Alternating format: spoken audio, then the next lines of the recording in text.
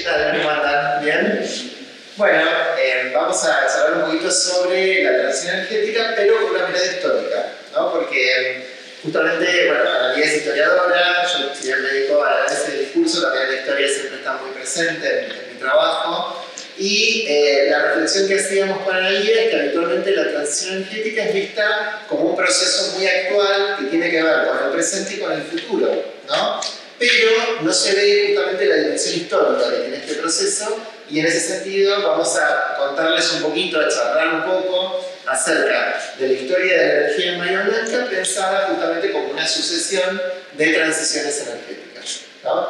Así que, en principio, una pregunta como para cortar el hielo sería si conocen, si están familiarizados con este término, transición energética, conocen el concepto, ¿a qué alude la transición energética?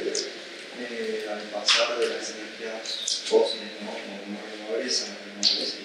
Claro, exactamente. Sería como un reemplazo progresivo, ¿no? De las fuentes de energía, desde las que provienen justamente de la quema de combustibles fósiles a las provenientes de fuentes limpias, como pueden ser la energía eólica, la energía solar, el hidrógeno verde, que estamos muy de moda, justamente también en Bahía Blanca. Pero nosotros vamos a plantear también que las transiciones energéticas se pueden pensar como el reemplazo de determinados combustibles fósiles por otros combustibles fósiles, ¿no? Exactamente, y es interesante por ahí esta palabra transición pensada desde la historia, ¿no? Porque me parece que alude a una dimensión de pensar que los cambios no suceden de manera rupturista, ¿no? Que de un día para el otro cambie totalmente la matriz, sino que en esta idea de transición me parece que está también planteada una idea de solapamiento, ¿no? Como que puede todavía haber determinadas matrices, por ejemplo fósiles, y ir cambiando paulatinamente, y entonces en algunos momentos de pronto están conviviendo más de una forma de producir la energía, ¿no? Entonces esta palabra me parece que esto sirvió un poco para ordenar nuestra charla, nuestro relato, que le pusimos este nombre, 200 años de energía, y por eso de alguna manera también yo vengo desde el museo, y en el museo conservamos, ¿no? Y guardamos parte del patrimonio material, ¿no? Que tiene que ver con nuestra historia. Bueno, se nos ocurrió traer este farol, que es un farol a querosén, que es usado para el alumbrado público, como para aludir al primer momento, como un momento por ahí de los primeros años, porque nuestro relato se va a centrar sobre todo en pensar en la energía moderna, ¿no? En la energía y en la transformación que sucede en nuestra ciudad a partir de la llegada del ferrocarril hace 140 años, que se cumplieron hace pocos meses ese aniversario, y la transformación que significó en términos para toda la ciudad, ¿no? Entonces, a través de este objeto, por ahí podemos pensar la primera transición, que por ahí sería desde los combustibles vegetales, pensar la leña, pensar el fuego, que por ahí alumbraba acá esta zona, pensar la vela, pensar el aceite, como esos primeros combustibles que iluminaban nuestra ciudad, y que son entonces anteriores al momento en que vamos a iniciar nuestra charla. Claro, exactamente. Habitualmente se piensa la historia de Bahía Blanca como una sucesión de fundaciones, ¿no? Uno cuando piensa en la palabra fundación dice, bueno, Bahía Blanca ¿cuándo se fundó? Se fundó en 1828. Pero el relato histórico de Bahía Blanca incluye diferentes fundaciones, ¿no? Hay una primera fundación, que es la fundación histórica, en 1828, en Fuerte, ¿no? La Fortaleza Protectora Argentina, fundada justamente por Manuel Tomba, ¿no? Por el coronel Tomba, que es nuestro prócer máximo, digamos, en Bahía. Y después hay una segunda fundación que tiene que ver puntualmente con la llegada del ferrocarril, ¿no? Que es justamente lo que convierte a lo que hasta ese momento era una aldea en una ciudad moderna, ¿no? En una ciudad al principio, justamente. Y luego hay una tercera fundación, que es la fundación que se desarrolla en la década de 1990, a la que aludió el plan estratégico de Bahía Blanca de la década de 1990, que es la tercera fundación que está relacionada con la llegada masiva de inversiones que se localizan en el puerto y en el pueblo petroquímico. Entonces esa llegada masiva de inversiones está relacionada con el acceso, digamos, con la entrada de Bahía Blanca en el mapa de las ciudades industriales y con la integración también de la ciudad a nivel mundial con los distintos mercados de cereales, de productos petroquímicos, etc. Entonces, esa es la historia un poco de las fundaciones de Bahía Blanca, y nosotros, como decía bien Analía, nos vamos a concentrar en las dos últimas fundaciones que comienzan, digamos, con la llegada del ferrocarril en 1884, que implicó, digamos, una sustitución, en principio, de los combustibles que tenían que ver con la leña, también con la tracción a sangre, ¿no? Los animales de carga. Una de las cuestiones que le observaba Analía justamente tenía que ver con que la unidad de medida de la energía son los caballos de fuerza, ¿no? O sea que ahí tenemos una metáfora justamente de la tracción a sangre y de cómo la tracción iba justamente de los animales iba marcando la pauta, digamos, de la producción de energía, ¿no? Entonces, bueno, vamos a concentrarnos al principio en esta etapa que se inicia justamente con la llegada del ferrocarril en 1884. Así que por ahí, si Cris nos quieres dar una mano con las fotos, así empezamos a mostrarles. Por ahí la primera imagen tiene que ver justamente con este espacio en donde nos encontramos hoy y esta vinculación que está sucediendo entre el hub Bahía y Ferroguay. Porque es igual que estamos ubicados hoy, en la década del 20 aquí se construyó este edificio para albergar todos los materiales, un espacio de depósito, que tenía relación con la usina, la superusina que se estaba construyendo el ingeniero White, que tiene forma de castillo, que hoy es la sede donde funciona el Ferroguay Museo de Taller. Entonces, bueno, esto nos pareció importante como punto de inicio. Fíjense que se ven las naves del edificio del hub y adentro se ve justamente esas grandes estantes, esas estanterías donde se almacenaban todos los productos que tenían que ver con el suministro de electricidad en Bahía Blanca, ¿no? Y que de hecho este año, en lo que es el taller Prende, allá en una de las salas recuperadas del castillo, parcialmente esa estantería volvió a montarse, ahora bueno, para cargar otro tipo de objetos, pero bueno, ¿no? También para hablar de esta dimensión de que la historia todo el tiempo eso vamos como volviendo a ella y recuperándola y que tiene que ver este pasado que por ahí a veces suena remoto, tiene que ver también con nuestro presente. Y además también está bueno para contar, ¿no? Que esta grúa se puede observar todavía, o sea que si salen afuera van a observar esta grúa que está mantenida y capitada, y eso es en la parte de afuera, esto es la entrada, digamos, ¿no? En la parte de afuera se ve una balanza también donde se colocaban los camiones que traían justamente todos los elementos que se utilizaban para la producción de electricidad, y esa balanza todavía está también. O sea que esto también como para que en este edificio tan moderno, tan actual y que transmite una idea de futuro muy fuerte, también veamos que el pasado también está presente, ¿no?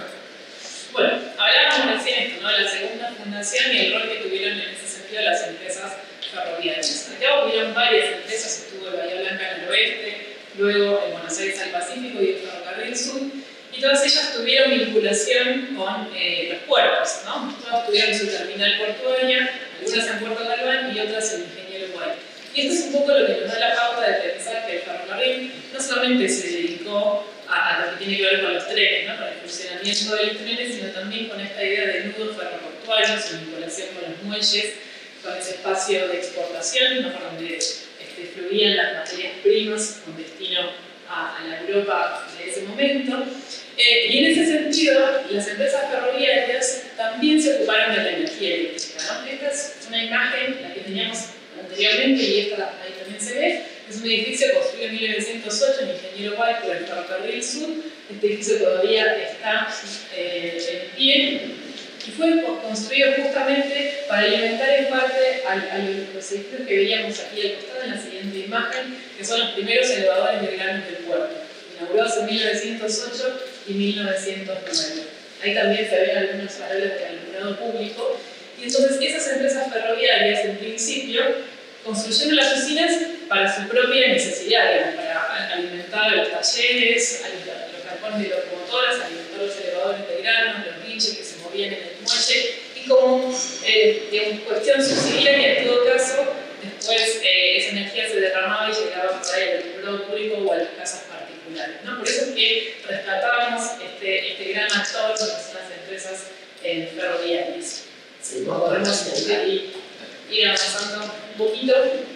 Y también pensar que un gran combustible, ¿no? Que tenían tanto las usinas eléctricas como también pensar cómo se movían esas primeras locomotoras, era el carbón llegaba importada, ¿no? Venía directamente de Inglaterra, desde Cardiff. Más o menos el 90% de esos combustibles que se utilizaban en la década de 10 todavía eran importados. Esto para dimensionar, ¿no? ¿No? La dependencia, si se quiere, energética que teníamos con el exterior. Y a partir de ese carbón se lograba tanto la tracción de las locomotoras como también generar luz eléctrica.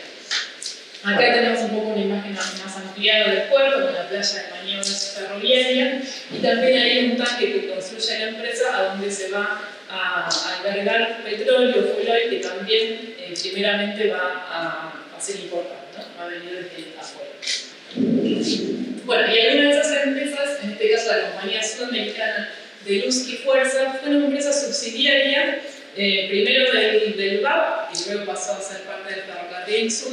Y fíjense, esta es una publicidad que aparecía en algunas revistas como Arte y Trabajo, donde esta empresa, fíjense lo que dice, algunas de las comodidades de civilización que se pueden conseguir por medio de la electricidad. Esta idea de que la energía, a su vez, de la energía eléctrica, traía, ¿no? un ingreso, una apertura hacia una vida moderna mucho más cómoda, vinculada con estos artefactos, ¿no? Que empezaban muy poco a poco a circular. Y en general estas empresas tenían oficinas comerciales aquí en el centro de Bahía Blanca, fíjense en la avenida Colón y Brown, ahí estaba una, donde mostraban, ¿no? Qué tipo de artefactos tenían, tanto de luz como después también van a ser de gas. Bueno, eran un espacio de muestra, de exhibición y también, por supuesto, que se podían comprar. Claro, porque justamente las empresas privadas, en este caso la Compañía Sudamericana de Luz y Fuerza, también quería promover el consumo de electricidad. O sea, la gran mayoría de la población en este momento, a principios del siglo XX, no utilizaba electricidad justamente en sus viviendas,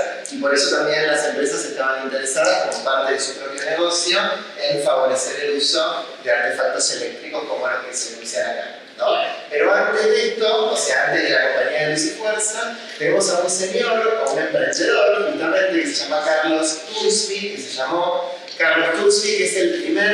es la primera persona, digamos, el primer emprendedor que obtuvo la concesión para producir electricidad en Bahía Blanca, tanto a nivel del alumbrado público como a nivel del servicio domiciliario, ¿no? En 1897 él obtiene la concesión y construye una usina muy rudimentaria en este espacio que es justamente el campo, ¿no? Lo que pasa es que justamente ese proyecto, ese proceso fracasa, ¿no? Porque hay incluso accidentes y demás, o sea, que tiene grandes deficiencias para proveer de electricidad, y por eso el municipio en ese momento decide trasladar la concesión, o sea, otorgarle la concesión a la empresa Buenos Aires al Pacífico, que tenía como subsidiaria esta Compañía Sudamericana de Luz y Fuerza, que es la que va después a construir otras dos usinas, que son la usina de Brickman y Donado, primero, que está ubicada en la zona de Barrio Inglés, ¿no? En lo que se llama el Barrio Inglés, y la otra usina que es la de Loma Paraguaya. La siguiente imagen, hay justamente una publicidad donde se comienza a ver, ¿no? El edificio que se construye en Loma Paraguaya, que queda parcialmente, ese edificio no está, estas dos chimeneas ya no están más, pero parte de ese edificio todavía se conserva, y justamente se construye en Loma Paraguaya, un sector ya un poco más cercano, ¿no? Al que era la terminal de esa empresa que estaba en Puerto Vallarta.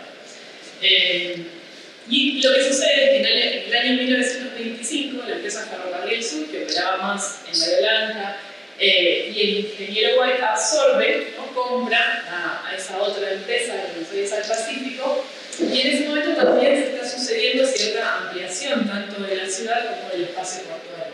Acá se ve en esta fotografía esa usina de 1908, pero también en construcción está el elevador central número 3, que va a acompañar a un video que están allí de chapa, y acá se ve, ¿no? Que está en construcción el castillo. En ese momento, en 1925, la empresa Ferrocarril Sur, que se ha convertido en la empresa monopólica ferroviaria, no le interesa continuar con el servicio de energía, y es ahí entonces en donde aparece otro nombre, que es Empresas Eléctricas de Bahía Blanca. Esta es una filial de la compañía Ítalo-Argentina de Electricidad, una empresa especialmente dedicada al negocio de la energía, que va a hacerse cargo entonces de la concesión del servicio eléctrico. Por ahí si pasan por las casas más antiguas de Bahía, y ven justamente las tapas, ¿no? Donde estaban los medidores, van a ver que algunas de esas tapas tienen el logo que dice EEBB, que era justamente Empresas Eléctricas de Bahía Blanca, ¿no? Entonces, una muestra también de cómo la historia está presente también en la vida de todos los días. Y entonces ahí es donde se empieza con la construcción del castillo y decíamos que se construye provisoriamente este lugar, ¿no?, para utilizarlo como depósito de todos los materiales que iban llegando.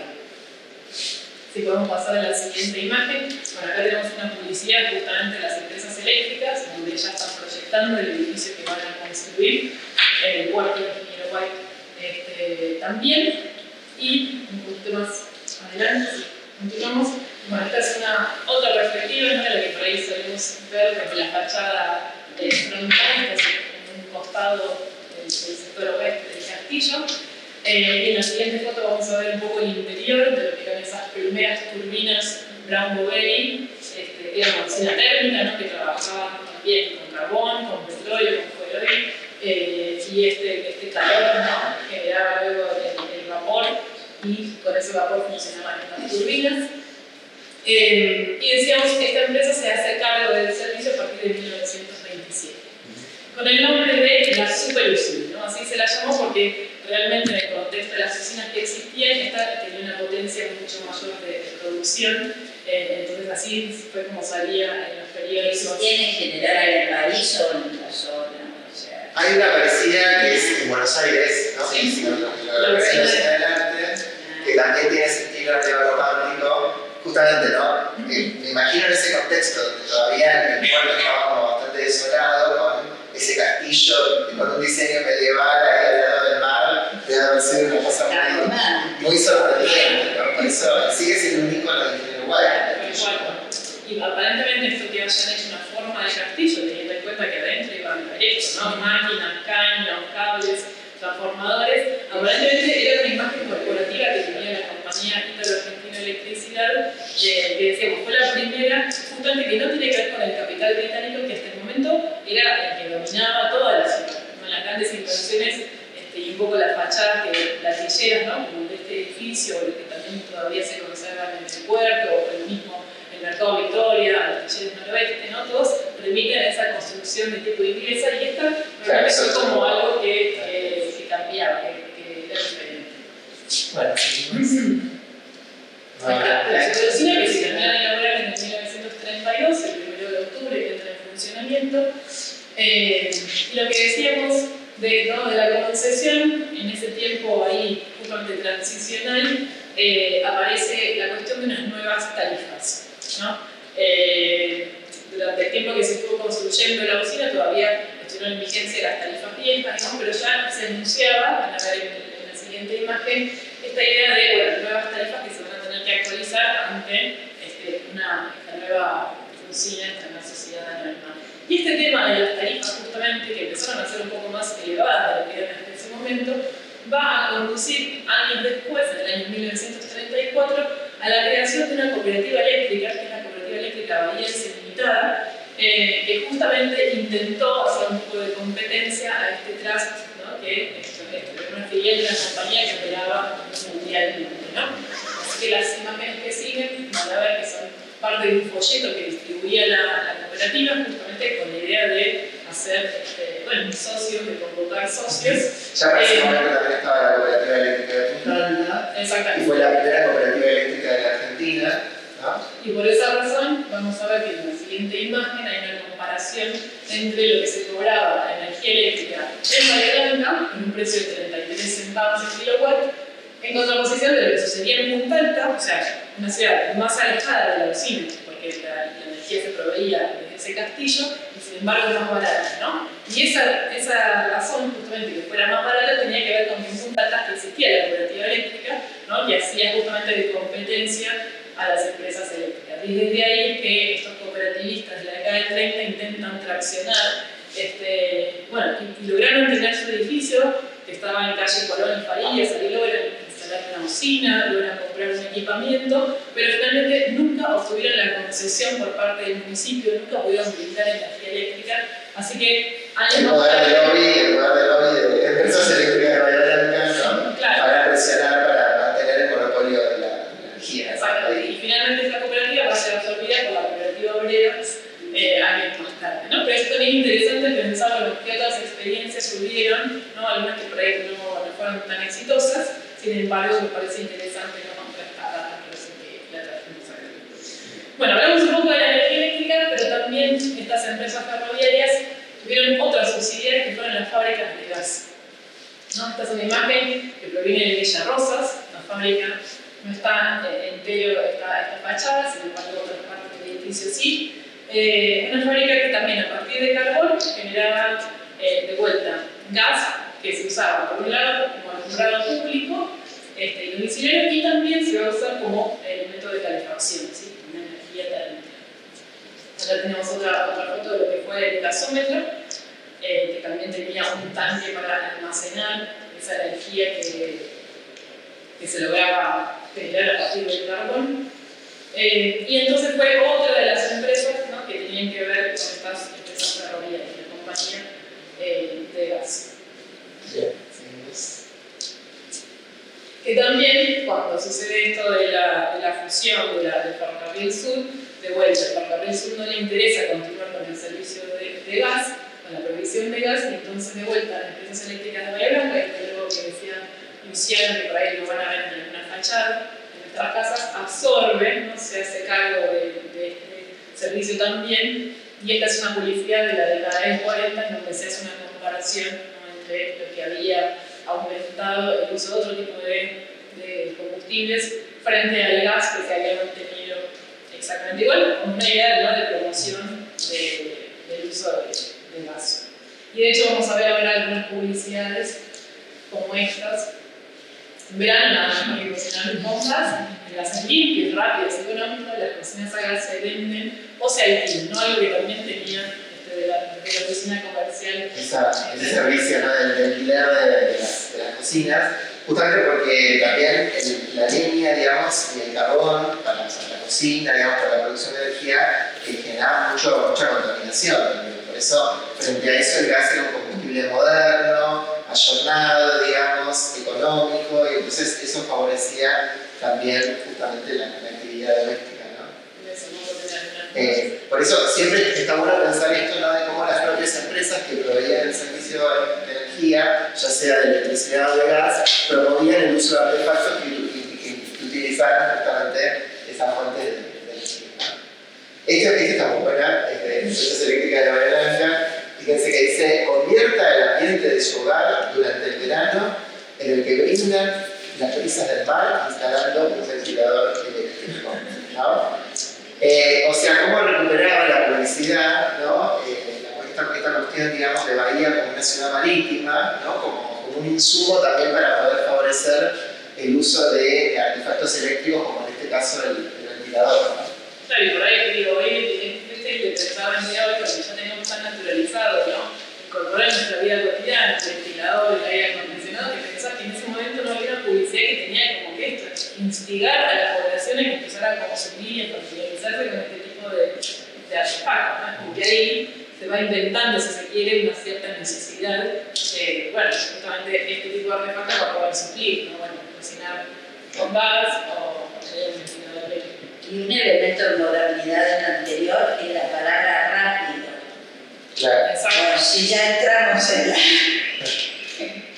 en la cosa de lo rápido. Claro, hay que pensar también en ese momento histórico del país y de la ciudad, justamente, que tiene que ver con el proceso de modernización, ¿no?, con la llegada de los capitales ingleses, con la llegada masiva de inmigrantes. Es una transición. Que también es una transición, justamente, de la aldea a la ciudad, ¿no? Es una transición y justamente por eso se suele hablar de la segunda fundación de Bahía Blanca, ¿no? Exacto. En este caso, por ahí la transición sí se vivió con cierta velocidad, ¿no? En la ciudad, por ejemplo, se quintuplica la población en muy poco tiempo. O sea, se pasa de una ciudad de 1000 habitantes a una ciudad de 20.000 habitantes en nada, ¿no?, en apenas 5 o 6 años. Entonces, imagínense en lo que era la experiencia cotidiana de habitar una ciudad de aldea, ¿no?, una vida de aldea, de pronto así pasar a esa velocidad que tiene que ver con el tiempo, con lo rápido, con las comunicaciones, bueno, y con la energía, por supuesto. Bueno, hay otro, ¿no?, que no sé qué regalar. Hagan como yo, regalen aparatos electrodomésticos. Bueno, y ahí un poco la primera transición, ¿no?, que nosotros establecíamos entre el carbón Asia, ¿no? Este otro combustible que va a tener que ver con el petróleo, y por eso es que rescatábamos también estas fotografías. Claro, exactamente. Hay que tener en cuenta que en 1907 se descubre el petróleo en Comodoro Rivadavia, ¿no? El 13 de diciembre de 1907, que actualmente es recordado como el Día del Petróleo, ¿no? Y eso justamente va a modificar la matriz energética de la Argentina, porque el Estado argentino va a impulsar fuertemente la transición del uso del combustible, que hasta ese momento era el carbón, por el petróleo, digamos, y también por sus derivados, ¿no? Las naftas, etcétera, porque también hay que tener en cuenta que en las primeras décadas del siglo XX se empieza, digamos, a generalizar el transporte automotor también, ¿no? O sea que también va a haber un nuevo mercado que tiene que ver justamente con las naftas y los combustibles para los automóviles.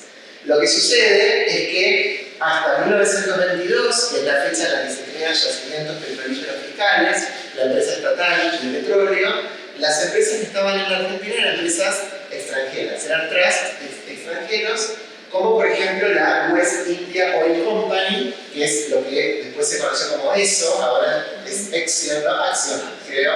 Esto justamente es una playa de almacenaje, estos tanques que estaban en el puerto, ¿no? Que pertenecían a esta empresa, la UICO, ¿no? Se ven acá los elevadores de chapa de fondo. Entonces, lo que va a hacer YPF, justamente a partir del impulso fuerte que le da Enrique Mosconi, el general Mosconi, es combatir justamente ese predominio, ese monopolio que tenían las empresas extranjeras y lentamente que el Estado vaya ganando lugar justamente tanto en la producción de petróleo como en la distribución y también en la refinación, en el sentido, digamos, de la producción de naftas y de lubricantes y demás. Exacto, así que durante la década del 20, la primera que se instala es la West India. Poquitos años después va a haber otro emprendedor local que se va a llamar La Isaura. Vamos a ver una fotografía de esa otra planta que está ubicada también en Loma Paraguayo, ahí cerquita de lo que es la estación ferroviaria. Sí. Una destilería, ¿no? Donde aquí se producían distintas naftas. Esta es una publicidad de los años 60, donde ya llevaba 40 años ¿no? de actividad, y es una empresa que estuvo activa hasta la década de 90, porque bueno, se unió, se fusionó con otras. Así que bueno, una marca bien bien bahiense. La primera refinería de Bahía Blanca es una refinería de capitales bahienses, ¿no?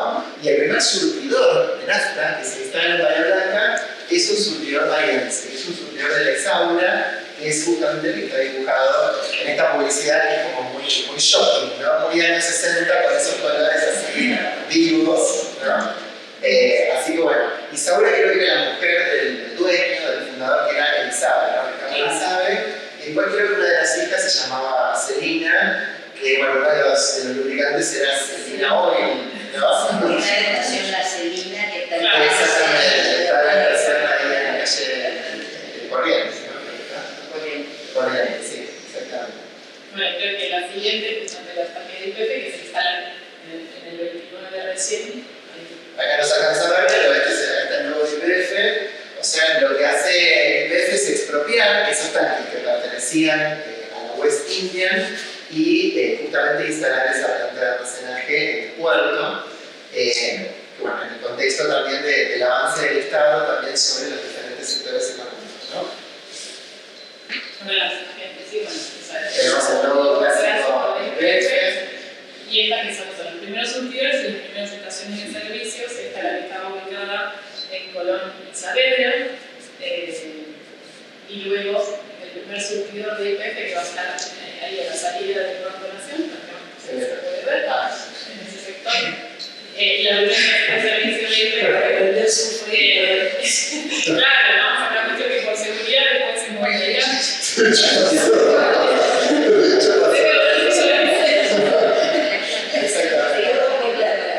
Claro, en 1930, ¿no? Se instala el surtidor de YPF en Bahía Blanca.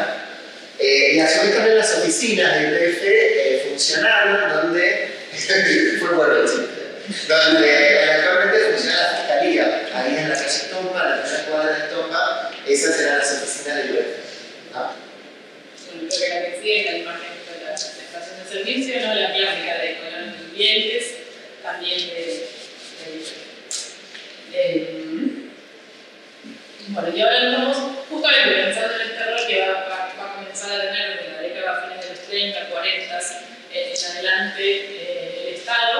Fíjense que IPF en algún momento también tiene que ver esto con el control de la producción y el consumo, ¿no? Y en la década del 40, fíjense, en 1944, no estamos todavía en plena Segunda Guerra Mundial, y ahí justamente el combustible en gran parte todavía era importado, entonces había problemas por la guerra. Hubo una medida que tiene que ver con esto, ¿no? Con cuidar la energía, con ser ahorrativos, y entonces los carteles luminosos de los comercios debían apagarse para cuidar justamente ese bien, que bueno, que de pronto se dimensionaba que era un bien también escaso y que había que cuidarlo. Bueno, y eso me parecía importante que también esto empiece a instalar esto al Estado como un agente importante en el rol económico, ¿no? Claro, de hecho, cuando pensábamos las transiciones energéticas, hay que tener en cuenta que hay factores que motorizan esas transiciones, que impulsan esas transiciones, como en el caso, digamos, de la Argentina, digamos, la Primera Guerra Mundial interrumpe el abastecimiento de carbón, por eso hay que buscar también nuevas fuentes de energía. El Estado también ocupando un rol importante en la economía y en ese sentido también impulsando fuertemente la transición del carbón al petróleo, y también las empresas, ¿no? O sea que son los tres factores los que van a incidir justamente en estos procesos de transición, ¿no? Los factores internacionales, el Estado y también los empresarios, ¿no? Bien, y la segunda transición, que va a ser la del petróleo hacia el gas, va a tener, ¿no?, al Estado como un gran actor a través de una entidad que se llamó Gas del Estado, una empresa también estatal que bueno, funcionó hasta los años 90.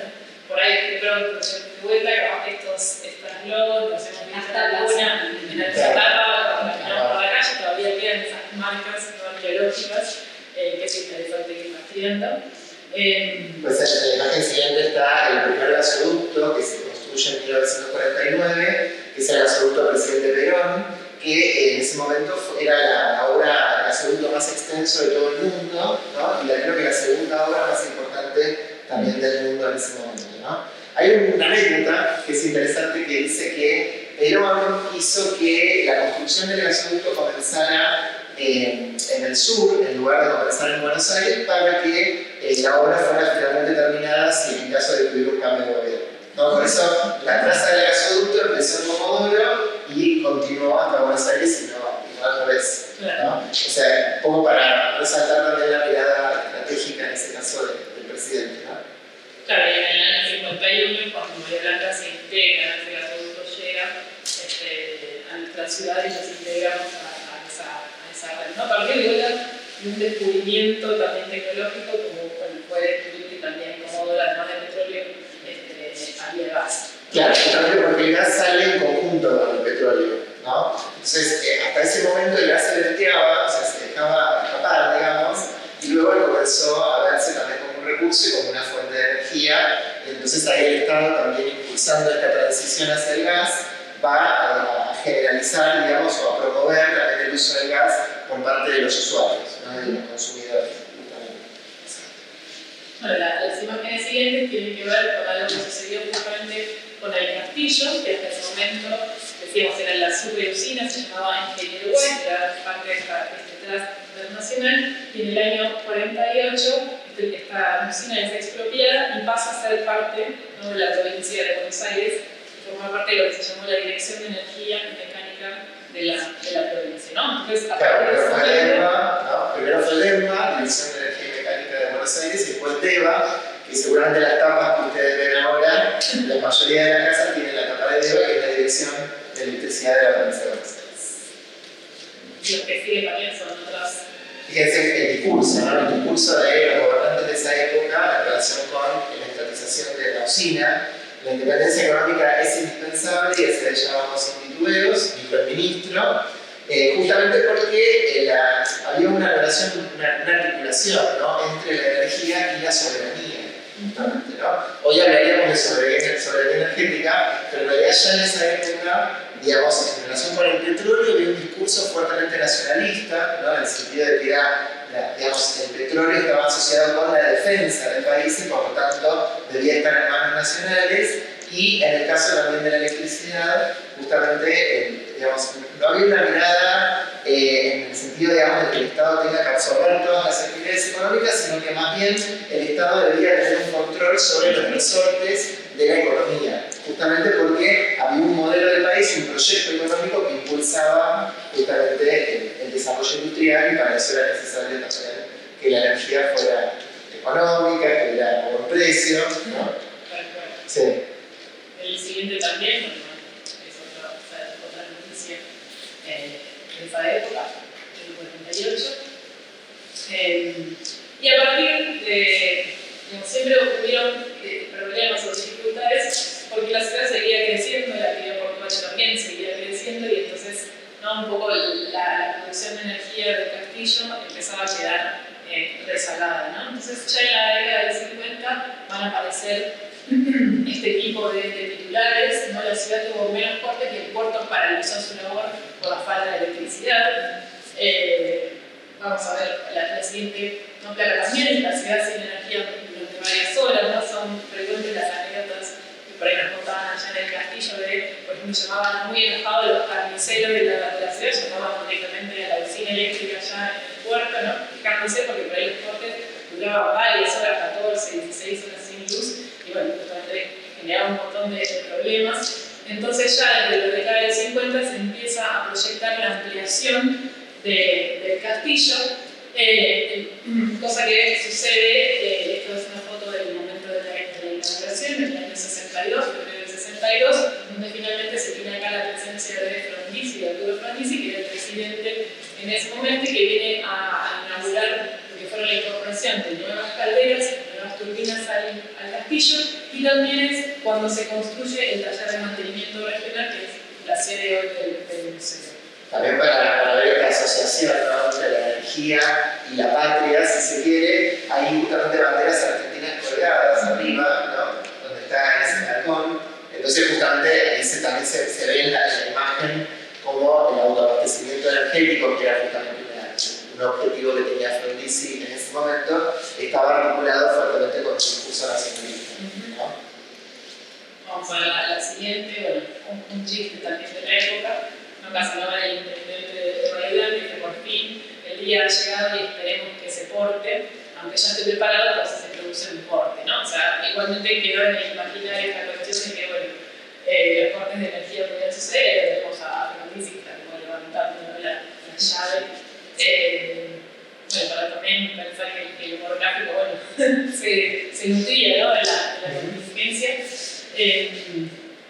Y también durante la década del 60, entonces ya es más hacia fines de los 60, se incorporan también otras turbinas, en este caso ya funcionan directamente a gas, porque eran mucho más rápidas, ¿no?, en la generación de energía. En un contexto donde de vuelta, ¿no?, el puerto sigue creciendo y donde empiezan también los primeros rumores o las primeras noticias de la posibilidad de diversificar la matriz del puerto, y que además de ser un puerto exportador de materias primas, también empieza a ser la sede, ¿no?, del incipiente polo petroquímico, ¿no? De hecho, es el momento en donde Dow, por ejemplo, llega a la ciudad, hace algunas inspecciones, ese proyecto después no avanza, pero bueno, hay un cierto interés, ¿no?, en la ciudad en desarrollar la parte de petroquímica.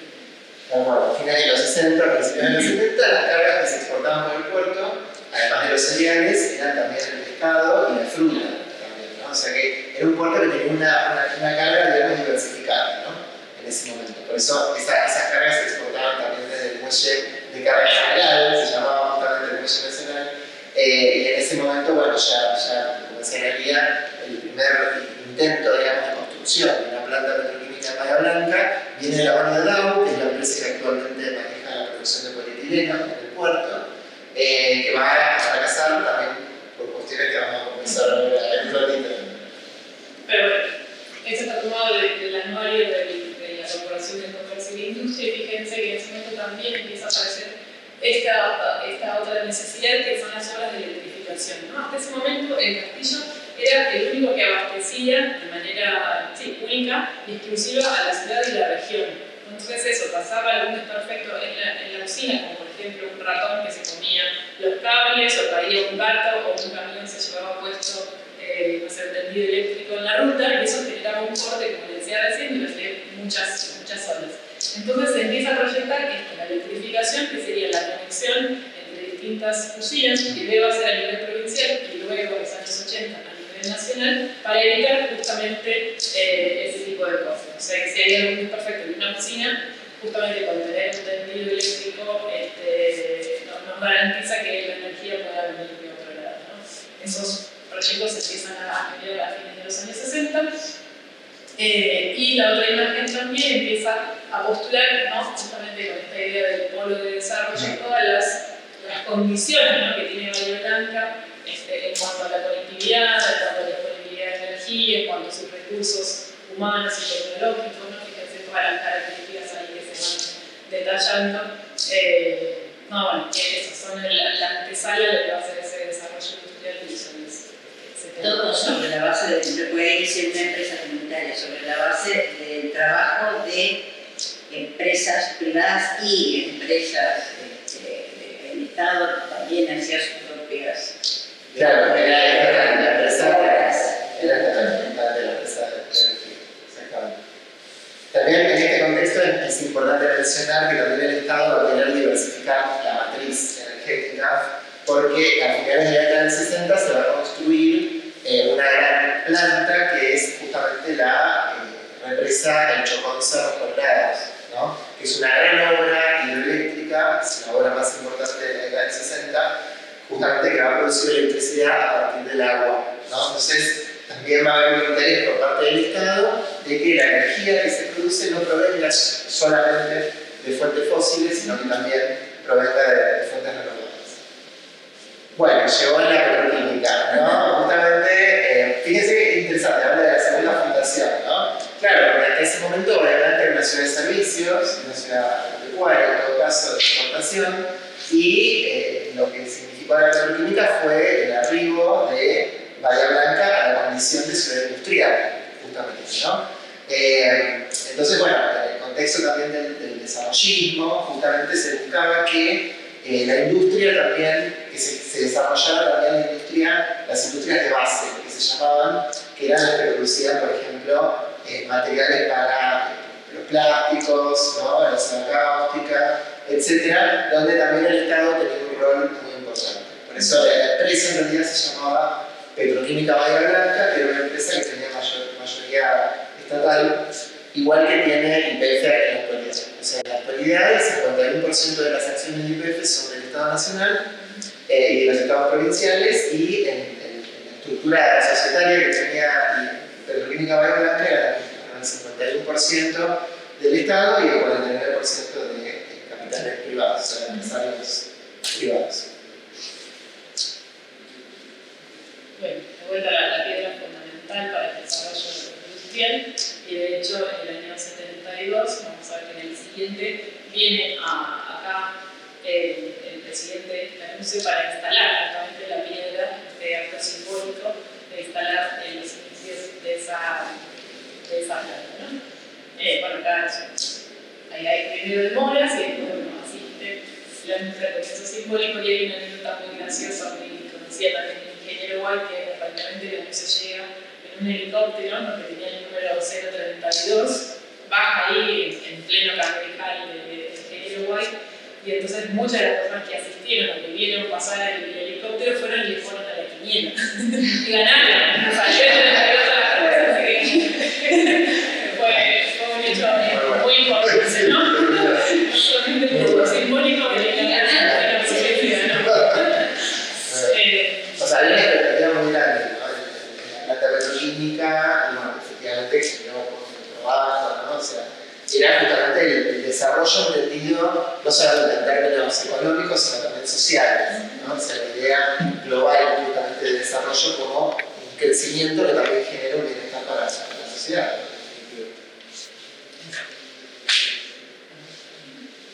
Bueno, y esta es una imagen justamente de ese desarrollo del polo petroquímico. De vuelta va a demandar más energía, el castillo va a quedar de vuelta relegado, rezagado, y eso se empieza a proyectar ya desde los años fines de los 70 y los 80, se empieza a proyectar la construcción de la central termoeléctrica de Piedra Buena, que es la que tenemos todavía hoy en la actividad, una obra que se demoró muchísimo, ¿no?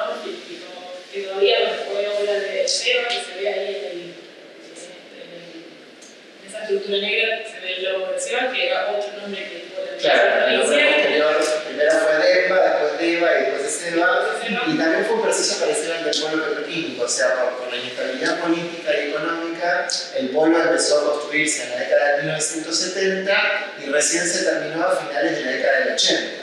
Recién en 1986 vino Alfonsín a inaugurar el polo petroquímico, ¿no? Y con el caso de esta empresa también fue una situación parecida porque se proyectó en la década del 70 y recién se terminó a finales de los 80 durante la gobernación de Cafiero, ¿no? Pero ya, digamos, con una usina, digamos, que produce electricidad de forma muy costosa, ¿no? Esa es como Sí, ya había quedado como un poco obsoleta vieja antes de arrancar, de una deuda millonaria para la provincia. La termo ¿Y el castillo dónde queda? el castillo. Ahí está. Era chiquito, Quedaba bastante que iba a funcionar a carbón y finalmente después terminó funcionando a fluidar. Y había una anécdota interesante de la termo, es que, bueno, la chimenea es la obra civil más alta de Bahía Blanca, ¿no? Y otra anécdota interesante es que las turbinas que tiene la termo son soviéticas. O sea, también habla un poco de la obsolescencia de la tecnología que tiene la termo y que esa tecnología se intercambió justamente por trigo, ¿no? O sea, nosotros mandamos trigo a la Unión Soviética y la Unión Soviética nos trajo las turbinas para la termo, ¿no? Cuando la obra también peligraba, bueno, hubo un salvataje ya durante la gobernación de Eduardo Duhalde, ¿no? O sea, que salvó, digamos, a la termo fue Eduardo Duhalde, justamente, para que finalmente se concluyera la obra, ¿no? A eso me refiero. Y justamente vinculado con esta cuestión de que iba a funcionar a carbón, no hubo, que iba a venir ese carbón del río Duel, también a nivel social generó bastantes dudas y bastantes problemáticas, ¿no? Por lo contaminante que podía ser este combustible. Entonces, finalmente, por esa razón, nunca llegó a operar con carbón, se adaptó a trabajar con fuel oil y también con gas. Es interesante por ahí el folleto que en el año 91, cuando ya se estaba por nombrar la segunda parte, circulaba, que es esta idea de que el progreso hace ruido, ¿no? Vinculado también con el movimiento de suelos, ¿no? Con los ríos que tienen que ver con el vendeo, que todavía hoy cuando sucede alguna situación que se siente muy fuerte, ¿no? Y asociar toda esta idea de ruido, lo que por ahí molesta, ¿no? Con el progreso, ¿no? Bueno, como que es un poco la contracara, ¿no? Del progreso, bueno, había una dimensión no tan favorable, no tan buena, y que de alguna manera la propia empresa lo tomaba, ¿no? Lo asumía como, bueno, es así, ¿no? Esta modernidad implica algunos efectos por ahí no tan deseados. Así que me parece interesante también destacar eso. Bueno, tenemos otra imagen un poco más actual, que es el polo petroquímico, que siguió creciendo, que como decíamos hace un rato, en la década de los 90, esa petroquímica Bahía Blanca también es privatizada. Claro, un proceso de privatizaciones, ¿no? Entonces, las empresas del polo petroquímico pasan a manos de empresas multinacionales. En el caso de lo que era Petroquímica Bahía Blanca, pasa a Dow, ¿no? Y ahí se produce también la expansión del polo petroquímico, ¿no? Se construyen nuevas plantas, se instala también la planta de fertilizantes de Profertil. O sea que realmente el mapa productivo de la ciudad se transformó radicalmente en la década del 90 y por eso se habla de una tercera fundación, ¿no? Lo que sucede es que ese crecimiento, digamos, ese crecimiento exponencial, quedó desligado con un modelo, digamos, social que estaba asociado con otra etapa de la historia de la Argentina, donde había, digamos, una gran cantidad de mano de obra que trabajaba en las empresas del Estado, en el puerto. Entonces hubo un cambio de modelo económico, ¿no? Y ese cambio de modelo económico disoció el crecimiento del puerto y del espacio productivo respecto del crecimiento de la comunidad, ¿no? Eso fue lo que sucedió, digamos, en esta. En ese momento también, donde además del polo petroquímico se privatizan otras empresas, pero donde había mucho más del Estado desaparece,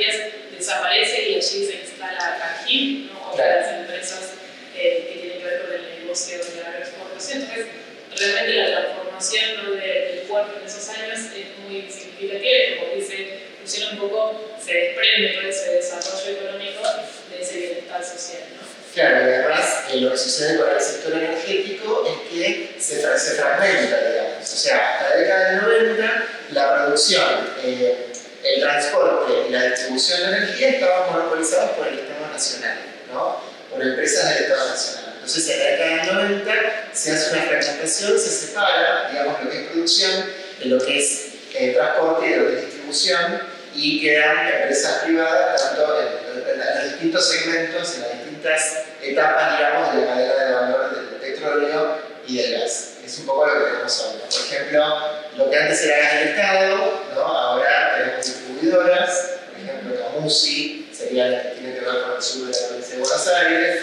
En el caso del transporte, digamos, tenemos a TGS, que es una empresa que antes era gas del Estado también, y ahora es transformadora de gas del sur, ¿no? Entonces se fragmenta justamente un sector que antes estaba controlado monopólicamente por el Estado, ¿no? Exacto, en el caso de la energía eléctrica también, esa empresa, la Piedrabuena, también es vendida a una empresa privada, que luego también la vuelve a vender, y actualmente es Pampa Energía la que está operando, gestionando esa parte de la producción. También el transporte, aparece otra empresa que se llama Transenel, y después tenemos a EDES, ¿no?, del sur, del norte, en distintas partes del país, que justamente ya se aboca a lo que es la distribución, bueno, a nivel ya domiciliario, ¿no?, en una menor escala, y bueno, se fragmenta eso que era una sola empresa. Exactamente, y a su vez también es importante decir que la producción de petróleo aumenta exponencialmente también durante la década del 90, y que también el crecimiento del puerto va a estar vinculado con la creación del consorcio de gestión del puerto, que es un ente autónomo, o sea, es un ente público, digamos, no estatal, que administra el funcionamiento del puerto, y eso también va a ser una palanca desde el punto de vista organizacional para el crecimiento que va a tener el complejo productivo portuario, ¿no? Entonces, perdón, Sí. acá entra el conflicto con el concepto de fundación, ¿no? Porque, bueno, fundación vinculado con lo histórico es lo tradicionalmente pensado, ¿no? Vinculado con un tipo que vive y puso su fuerte. El segundo, una fundación que hizo que realmente toda Bahía Blanca, de todas sus capas, se entrara en progreso, se favoreciera, qué sé yo. Y esta tercera etapa, que sería la vinculada con las inversiones, ¿no? Que yo me acuerdo, porque en ese momento todo el mundo estaba, en el EU2 se promovía el polo, y qué bárbaro, qué genial, qué sé yo. Algunos no queríamos por el tema del ambiente, pero que el principal objetivo era que iba a haber trabajo, ¿no? Entonces uno dice, fundación, es decir, la idea de fundación hacia dónde va, es decir, que va a generar entonces una ciudad industrial, decimos, por eso decimos que es la tercera fundación de Bahía Blanca, industrial, por ahí nomás, es decir, ¿por qué uno pone la palabra fundación ahí? ¿Qué se viene a partir de Yo creo que ahí lo que hay que pensar, digamos, son las expectativas que tenía el gobierno de Linares, en particular en la década del 90, respecto de lo que iba a generar ese cúmulo de inversiones, ¿no? O sea, ese cúmulo de inversiones que efectivamente llegó a Bahía Blanca, que iba a redundar, digamos, en un bienestar, digamos, también para la población, ¿no? Cosa que finalmente no se verificó. O sea, generó una transformación en el puerto, pero no en la ciudad. Eso es lo que... Claro, La exactamente. transformación estuvo. Sí, pero a veces no se veíamos tan... no sé, la comunidad, claro, no sé, ¿quién? Es decir, entonces el concepto es de primera, segunda y tercera, como fundaciones, eso se dice en alguna literatura, digamos. Eso está en el plan estratégico. Claro. Después hay una idea que, la idea de la segunda fundación asociada al ferrocarril circuló en la prensa en el siglo XIX, vinculado con algunos viajeros, ¿no? Sí, no, eso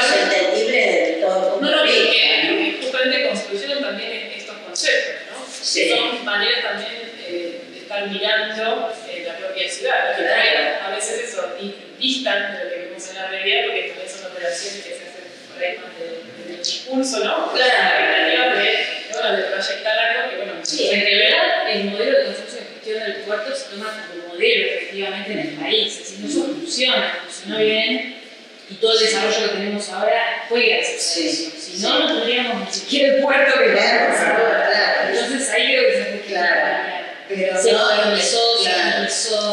Pero también, digamos, me parece que es interesante rescatar esos otros efectos también colaterales, ¿no? Hubo un gran proceso de desempleo. Claro, y siempre se rescata esa época desde ese punto de vista. Yo soy una hija de un ex trabajador IPF, por ejemplo, y toda mi vida escuché esa etapa de la historia como algo muy negativo. En realidad fui haciendo un trabajo de rescatar lo positivo para realizar esa pregunta que hacemos, Patricia. Y entiendo ahora la transformación que suscitó en el puerto y cómo el consorcio de gestión como ente público no estatal es un modelo en todo el país, ¿no? Muchos otros puertos miran el modelo del puerto de Bahía Blanca, entonces digo, claro, ahí, pero siempre con este conflicto, ¿no? Que te suscita a vos esa pregunta y que evidentemente está ahí en el... Sí, y que también lo que pasa es que son eso, las cuestiones complejas no forman parte de todo el proceso histórico, Claro. porque mencionamos esta relación entre desarrollo económico y bienestar social, entre el progreso y el ruido. también Claro. el progreso y el ruido, Patricia menciona la cuestión ambiental, digo, de lo que tal vez fuimos más conscientes en el último tiempo, ¿no? Digamos, históricamente convivieron el funcionamiento del puerto, como que hay un montón de balnearios espontáneos, ¿no? Del cual hoy solamente queda el balneario abandonado, ¿no? Pero en Bahía Blanca hubiera como 7, 8 espacios de esparcimiento por ahí, los pibes a los chicos, porque tal vez sea algo que para ellos sea tan remoto, ¿no? Que sea difícil de pensar. ¿No? Y bueno, también tiene que ver con ese uso del espacio, ¿no? Con Y los las medios redes de comunicación, ahí la nueva provincia, todos los medios de comunicación, yo hablé la primera vez en mi vida nunca más a la provincia de bla, por supuesto que nadie, no lo pusieron, todos le ponían, ay, qué genial, que bla. Quizás era una utopía pensando, ¿no? Pero después lo que pasó con eso a mí me llamó la atención, era lógico que si promovía el trabajo, qué sé yo, era lo mejor que se podía pedir. Pero no, nada, eso por el tema me llamaba la atención, claro, ahora me dicen que estaba en el plan quinquenal, esto de la primera, la Claro, el plan segunda, estratégico, sí, el plan Claro. estratégico de Linares, del Claro. cual participó el arquitecto José Singón. claro. De todas maneras, me parece que ese imaginario, ¿no? Ese tipo de imaginarios sigue circulando Sí, a día de hoy, ¿no? Claro, sí. Hasta hace muy poquito tiempo estábamos pensando alrededor de la posibilidad de la instalación Sí, de la planta sí. en Chile. Bueno, vuelve a aparecer esta Sí, iniciativa de totalmente. trabajo, ¿no? De que sea una inyección para toda la ciudad. Y bueno, o sea, convivimos todo el tiempo con Sí. discursos. Es que el trabajo para el hombre, lamentablemente, Bueno, esta es la central de Brown, volvemos con el tema energético. Otra cosa que quería decir también es que en la década del 60 y del 70 comienza a pensarse en diversificar la matriz de producción de electricidad a partir de fuentes renovables como puede ser la hidroeléctrica, como puede ser la nuclear, porque en 1974 se inaugura Yacyretá, que es una gran represa hidroeléctrica que compartimos con Paraguay, y se inaugura también Atucha 1, que es la primera central nuclear de la Argentina, que es un país pionero, digamos, en todo lo que es desarrollo nuclear. Entonces ya también ahí había una intención de diversificar la matriz, y eso también nos va a conectar un poco con, o sea, ese antecedente de los años 70 nos va a conectar con esta etapa siguiente, ¿no? Esta es la Almirante Brown, ¿no? Que es otra central térmica que se construyó, se inauguró en el 2015, si no me equivoco. Y donde también, bueno, para esta transición, si bien ya por ahí estamos mirando hacia otro tipo de energía, bueno, todavía en 2015 se inaugura una que se quiere de la vieja, ¿no? Del viejo modelo, de cocina térmica, que funcionará, pero entonces para pensar eso, que las transiciones o los cambios no son un día para el otro, ¿no? Aquí tenemos unas imágenes finales. Bueno, y justamente con esto hablamos un poquito del desarrollo de las renovables, que empieza en 1998, o sea, el primer plan para electrificar a partir de energía solar a zonas rurales que no tenían electricidad, es de 1998. comenzar el desarrollo de las renovables y en particular nosotros lo observamos con claridad cuando pasamos al lado de la ruta y observamos justamente las aspas de los molinos eólicos, pues justamente la fuente renovable que se va a desarrollar con mucha fuerza es la energía eólica, justamente, ¿no?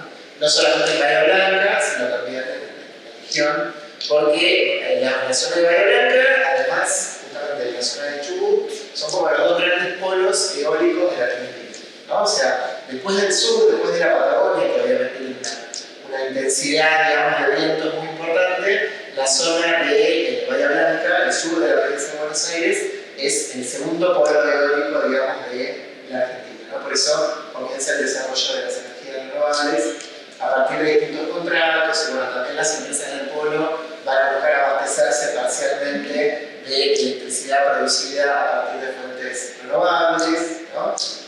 Y seguimos. Bueno, acá tenemos un primer plano de un aerogenerador de Pampa Energía, que es una empresa justamente que administra el funcionamiento de estos parques. Hay una gran discusión que tiene que ver con la tecnología, ¿no? Con la posibilidad o no que tiene la Argentina de producir los implementos que se utilizan para la producción de energías renovables. O sea que cuando hablamos de energía, como recién, a partir de la discusión que se suscitó recién, justamente en definitiva hablar de la energía es hablar de la economía de un país y es hablar también del modelo económico que tenemos que seguir o no, digamos, para poder desarrollar justamente el país. O sea que todas estas aristas están involucradas en la producción de energía también, ¿no?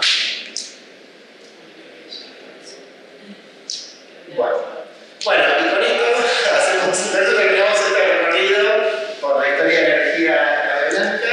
Y bueno, un poco la reflexión final es que las transiciones energéticas se sucedieron a nivel mundial y a nivel país, digamos ya en los últimos siglos, o sea, no es un fenómeno meramente actual, y que a su vez también la cuestión, digamos, de pensar una transición energética en la Argentina en la actualidad seguramente tenga que ver no solamente con la producción de energías renovables, sino también con la producción y la industrialización del gas, que es un recurso que tenemos fuertemente en el país a partir justamente de el segundo yacimiento a nivel mundial de gas no convencional, que es el de Vaca Muerta, va a generar y ya está generando una disponibilidad muy fuerte de gas y de petróleo. Entonces seguramente cuando pensemos en una transición adecuada para el país, tengamos que pensar en una transición dual, que contemple la producción de energía renovable, pero que también contemple que los recursos naturales que tenemos en gran disponibilidad tienen que ver con combustibles fósiles. Sí, yo hablo también por ahí para esa pregunta, o nuevas preguntas, pero no de volver a preguntarse, bueno, un poco el cómo se produce esa energía, ¿no? Para qué se produce esa energía, ¿no? Para en términos sociales, en un país, ¿no? ¿Quién la produce? Digo, todas las cuestiones por ahí que a veces suscitan ciertos conflictos, ¿no? Me parece que también es interesante, bueno, ponerlos como parte de esto, ¿no? De grandes procesos. Bueno, están eso, ¿no? En disputa, en charla, y por eso me parece que estos espacios están buenos justamente para generar también conversación.